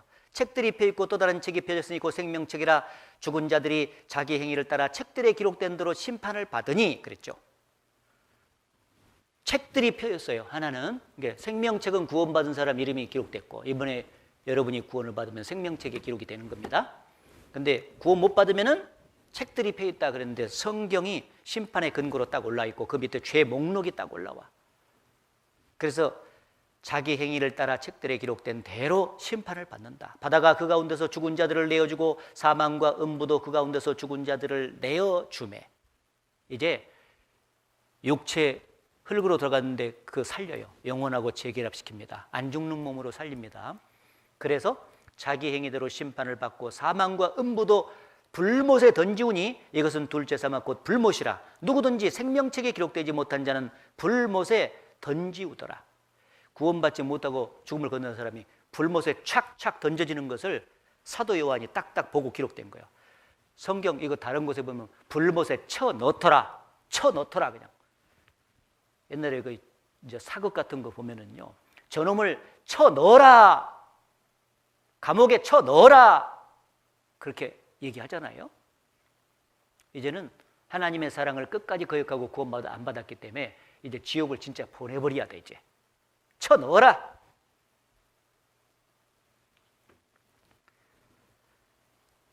자, 지옥이 무서운 지옥이 있는데 예수님이 지옥에 대해서 제일 많이 말씀하셨어요. 예수님은 인간을 구원하러 오셨는데 왜 지옥에 대해서 그렇게 많이 말씀하셨는가? 경고하니라고. 지옥 진짜 있으니까 제발 구원받고 지옥일랑 가지 말고 천국 가야 된다고. 그래서 지옥이 있다는 걸 얘기해 준 거예요. 만일 네 손이 너를 범죄케 하거든 찍어버리라. 불구자로 영생에 들어가는 것이 두 손을 가지고 지옥 꺼지지 않는 불에 들어가는 것보다 나으니라. 만일 네 발이 너를 범죄케 하거든 찍어버리라. 쩔뚝발이로 영생에 들어가는 것이 두 발을 가지고 지옥에 던지는 것보다 나으니라. 만일 네 눈이 너를 범죄케 하거든 빼어버리라. 한 눈으로 하나님 나라에 들어가는 것이 두 눈을 가지고 지옥에 던지는 것보다 나으니라. 거기는 지옥 꺼지지 않는 불, 꺼지지 않는 불못은 그 말이죠. 구더기도 죽지 않고 불도 꺼지지 아니하느니라. 사람마다 불로서 소금 치듯함을 받으리라. 이 지옥은 구더기가 영원히 고통스럽게 계속 괴롭혀요. 구더기도 죽지 않고. 정말 있어요. 안 죽는 구더기요. 불 가운데서 사는 구더기다 그 말이에요. 사람마다 불로서 소금 치듯함을 받으리라. 계속해서 불 가운데서 고통을 받아요. 죽을 수가 없어요. 천국도 주님이 공중 재림할 때 어제 말씀드렸잖아요. 구원받은 사람들을 살리잖아요. 부활시키는데 안 죽는 몸으로 영원히 사는 몸으로 살려서 천국 가. 그러니까 영원히 살죠. 지옥도 영원히 사는 몸으로 안 죽는 몸으로 부활시켜 가지고 지옥으로 넣는 거예요. 그러니 영원히 고통받잖아요. 사람들은 이 구더기도 죽지 않고 사람도 안 죽고 영원히 고통받는다고 불에서 사람이 안 죽는다고? 그런 소리 하지 마라. 그런데요, 우리가 살고 있는 이 세상의 깊은 바다 심해에 들어가면 열수공이라고 하는 게 있어요. 열이 막 불이 막 뜰고 나와요. 근데 거기서 사는 생물들이 있잖아요. 여기 보면은 섭씨 105도씨에서 펄펄 이제 사는 거 박테리아가 있고요. 섭씨 180도에서 물고기가 유유자적하게 살아요. 100도씨면 물이 끓는데 말이죠. 그리고 여기 보면은 서관충과 내열새우인데 400에서 500도, 450도 되는 고온에도 끄떡없이 산다 그 말이에요. 이 역사의 마지막에 이 깊은 심해의 이 뜨거운 불못 속에서 이런 벌레들이 산다는 것을 우리에게 보여주시는 이유가 뭘까요? 정말 지옥에서도 안 죽고 산다 그 말이야. 안 죽고 산다고. 지옥을 농담으로 여기서는 결코 안 된다. 그걸 보여주는 거잖아요. 저거 무서운 것이죠. 여기 보면 불법을 행하는 자들을, 죄를 짓는 자들을 거두어내어 풀무불에 던져 넣으리니 거기서 울며 이를 갈미 있으리라. 그때의 의인들은, 구원받은 사람들은 자기 아버지의 나라에서 해와 같이 빛나리라. 귀 있는 자는 들으라. 여기 풀무불에 던져 넣으리니 울며 이를 갈미 있으리라. 고통스러워서도 울고, 후회스러워서도 울고, 분해서도 울고, 여러 가지 감정이 교차되면서 계속해서 울부짖을 것이라고 되어 있지 않습니까? 그래서 정말 인간이 두려워할 것은 몸은 죽여도 영혼은 죽이지 못하는 사람들을 두려워하지 말고, 사람들 눈치 보지 말고, 오직 몸과 영혼을 능히 지옥에 멸하시는 자, 즉 하나님을 두려워해야 될 것이다. 죽음 건너편에 나를 심판하시는 하나님을 두려워하고 진짜 지옥을 두려워한다면 정말 구원을 받으려고 할 것 아니냐 그 말이에요. 근데 하나님을 두려워하지 아니하고 심판, 지옥을 두려워하지 않고 그냥 무시해버리고 농담으로 여기면 절대 구원을 안 받으려고 할 것 아니냐 그 말이에요. 그러다가 지옥으로 떨어지죠. 여러분은 둘 중에 선택해야 됩니다. 이 성경 전체를 사실로 받아들이려면요, 이 속에 지옥도 받아들여야 돼. 통째로 지옥을 부인하면 통째로 성경을 부인해야 돼. 성경 배워보니까 다 사실이잖아요. 자, 여기 지옥은 어떤 곳인가 요약이 되어 있습니다. 꺼지지 않는 불, 구더기도 죽지 않고 불로 소금친다는 곳, 캄캄하고 어두운 곳. 천국은 영원한 빛의 세계예요. 어둠이 조금도 없어요. 그곳은 빛과 사랑이 언제나 넘치옵니다. 빛의 세계예요. 완전한. 지옥은 완전한 어둠의 세계예요. 빛이라고 하는 조금도 찾아볼 수 없는 곳이에요. 대구 지하철 사건 아시잖아요. 거기서 천신만고 끝에 살아남은 사람들의 증언이 뭔지 아세요? 정말 두려운 것은 흑암이었다.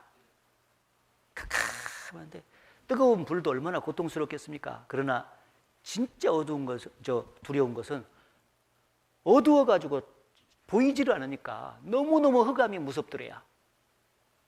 나 그거 보고요, 야, 캄캄하고 어두운 지옥이 진짜 무섭겠구나 그 생각이 들더라니까. 그 동영상 여기 있어요. 시간 관계상 못 보여주는데, 밤낮 쉬지 못하는 것. 천국은 영원히 쉬는 것이에요. 안식, 영원한 안식. 지옥은 영원히 쉬지 못하고 고통받는 것. 슬피 울며 이를 가는 것이고, 천국은 영원한 아름다운 찬양을 하나님께 드리고 노래하는 곳입니다. 다르죠? 고통이 영원히 계속되는 곳, 천국은 즐거움이 계속되는 곳이에요. 사랑하는 자들과의 영원한 이별, 천국은 사랑하는 자들과 영원한 상봉이에요. 만나며 구출될 가능성 제로. 지옥은 한번 들어가면 못 나와요. 명심해야 돼요. 여기 들어가는 사람은 소망을 버려야 됩니다. 이렇게 무서워요, 지옥을. 불 가운데서 고통받으니까 화상 환자 한번 잡혀보세요. 진짜 죽겠어. 이거 못 참겠다. 다 했어. 조금만. 아니, 다 했어도 뜨거운 거 어떡해. 뜨거워. 소독 살살요. 와, 지금 너무 아파요. 지금 너무 아파. 아프지? 지금 너무 아파요. 지금 못 참겠어요. 못 참겠어요. 못 참겠어. 예, 이렇게 화상 환자가 말이죠, 못 참겠어요 하고 울부짖는 이런 상태가 지옥에서 영원히 계속된다고 생각해 보세요.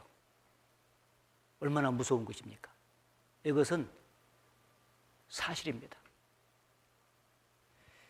지옥이 그렇게 무서워요. 이렇게 무서운 지옥을 누가 가는가? 최종 선고가 되는 말씀이, 그러나 두려워하는 자들과 믿지 아니하는 자들과 흉악한 자들과 살인자들과 행음자들과 술객들과 우상 숭배자들과 모든 거짓말하는 자들은 불과 유황으로 타는 못에 참냐리니 이것이 둘째 사망이라. 불과 유황으로 타는 지옥에 가는 첫 번째가 믿지 아니하는 자들, 하나님을 모르고 산 죄, 지옥 갑니다.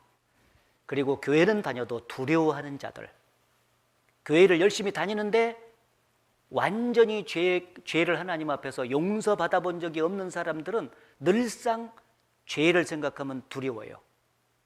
자백을 해도 그때뿐이지 시원하지 않아. 사랑 안에 두려움이 없고 온전한 사랑이 두려움을 내어 쫓나니 두려움에는 형벌이 있음이라고 말씀하셨습니다.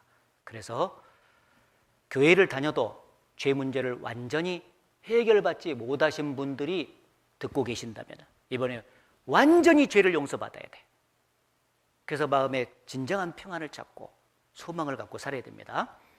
흉악한 자들, 살인자들, 아까 말씀드렸죠? 낙태 수술했다든지 미호했다든지 행음자들, 간음죄를 실제로 했다든지 음행을 했다, 이제 음욕을 품었다든지 술객들은 사주팔자를 봤다든지 점쟁이를 찾아가 봤다든지 오늘의 운세의 마음이 혹해 봤다든지 다 술객과 같은 운명이에요. 우상숭배자들, 신 아닌 것을 신처럼 받들어 섬겨본 적이 있으면 다 우상숭배에 떨어집니다. 그리고 모든 거짓말하는 자들, 앞에 죄도 다 적겠지만은 안 졌다 할지라도 거짓말은 했을 것 아니냐고. 그러면 반드시 불과 영으로 타는 못에 들어간다.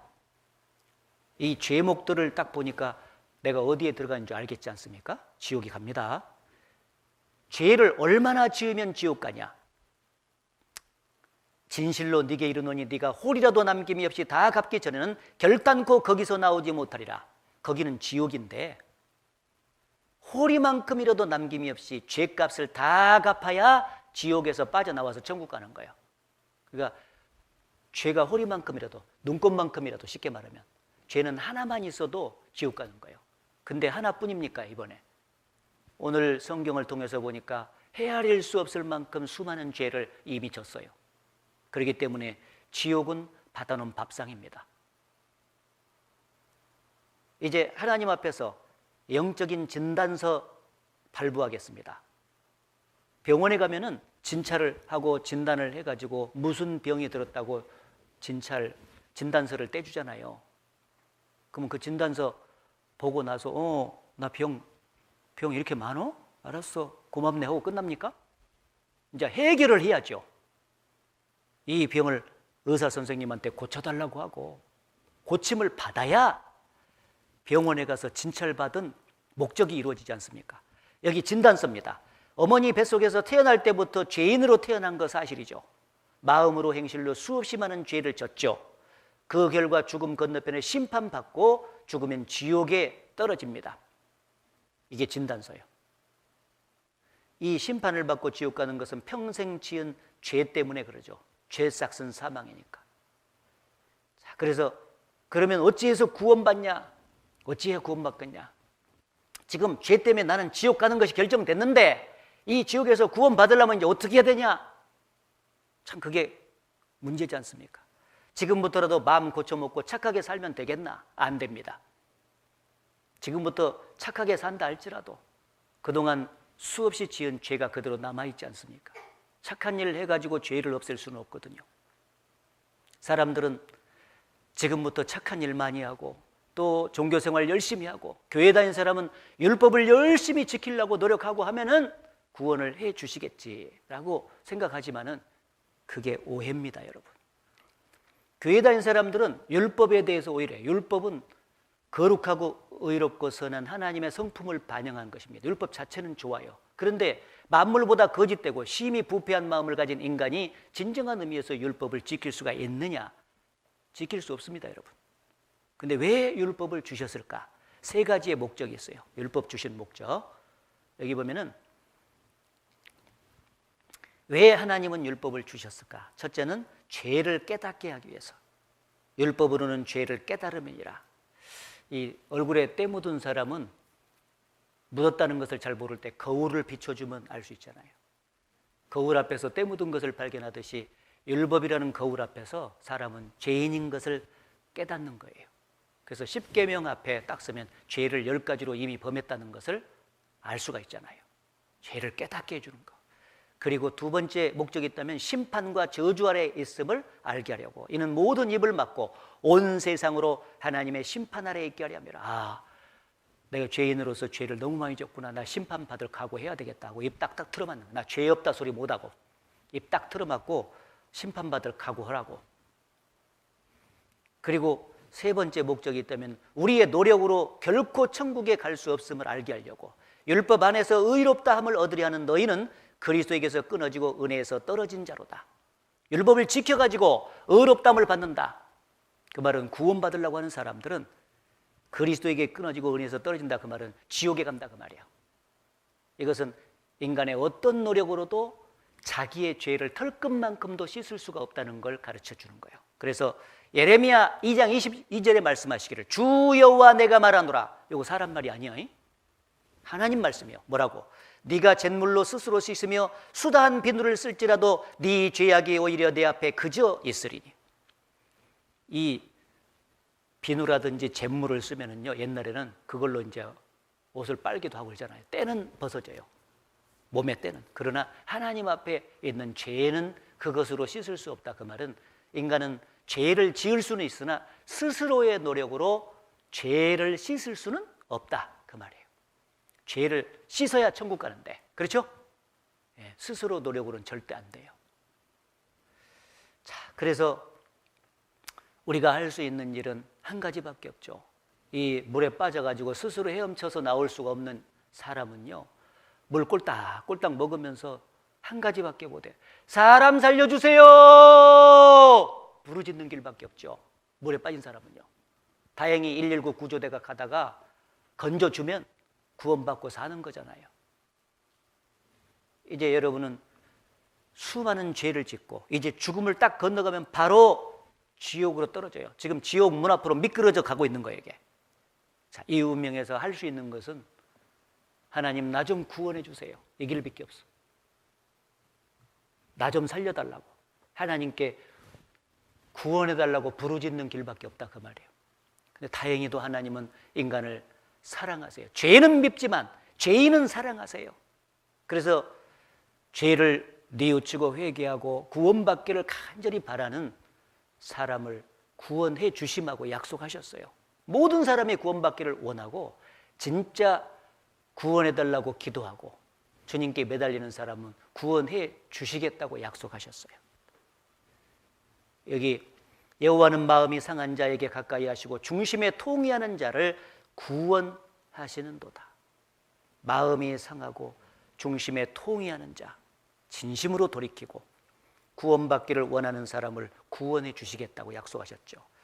여호와여 주는 나의 찬송이시오 찬송이시오니 나를 고치소서. 그리하시면 내가 낫겠나이다. 나를 구원하소서. 그리하시면 내가 구원을 얻으리이다. 하나님 나 좀 구원해 주십시오. 제가 성경 배우기 전까지는 착한 줄 알았는데 말씀 앞에서 보니까 오늘 죽으면 지옥 갈 죄인이 틀림이 없습니다. 하나님 나 죄를 좀 용서해 주시고 나 좀 구원해 주세요. 요거밖에 없어요. 그럼 하나님께서 그 중심을 보시고 불쌍히 여겨서 구원을 해 주실 것입니다. 그래서 내일 오실 때까지 하나님 앞에서 죄인임을 인정하고 그 가운데서 돌이키고 구원해달라고 간절히 기도하고 오시기 바랍니다. 아셨죠? 네, 그러면 혹 하나님께서 긍휼을 베풀어 주실 것입니다. 같이 기도하겠습니다. 살아계신 하나님 아버지 감사합니다. 오늘 또 말씀 앞에 저희들을 모아주셔서 성경 말씀 앞에서 우리의 본 모습을 깨닫게 해주셔서 감사합니다. 죄인으로 태어나서 수많은 죄를 지었고 그 결과 지옥에 갈 수밖에 없는 죄인이란 운명이라는 사실을 알게 해주셔서 감사합니다. 여기 머리 숙인 사람들 한 사람도 실족지 아니하고 다 구원을 얻을 수 있도록 주님이 자비를 베풀어 주시옵소서. 내일도 복음의 말씀을 통해서 복음의 말씀 앞으로 모든 사람을 이끌어 주셔서 모두가 구원받도록 주님이 인도해 주옵소서. 예수님 이름으로 기도드렸습니다. 아멘.